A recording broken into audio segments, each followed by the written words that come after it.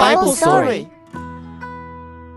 逾越節就嚟到啦，耶路撒冷成個城市都好熱鬧，四圍都係嚟敬拜神嘅人。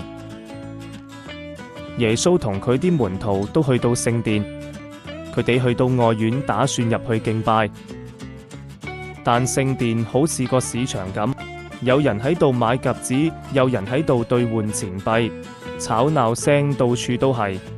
耶穌見到呢一幕，心入面好唔舒服。佢知聖殿應該係用嚟禱告嘅地方，點可以變成做生意嘅市集呢？於是耶穌用繩編咗條鞭，開始趕走啲喺聖殿做買賣嘅人。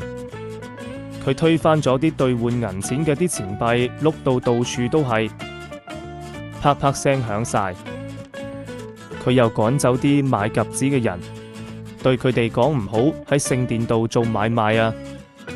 耶穌仲大聲講，聖經話過，我嘅殿應該叫做禱告嘅殿，但你哋竟然將佢變成賊窩。啲祭司長同文士聽到之後好嬲，質問耶穌憑乜可以咁做？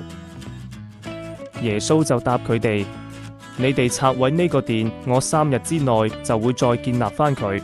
耶穌就咁樣潔淨咗聖殿，令佢重新成為一個真正用嚟禱告嘅地方。Thanks for watching. Thanks for watching.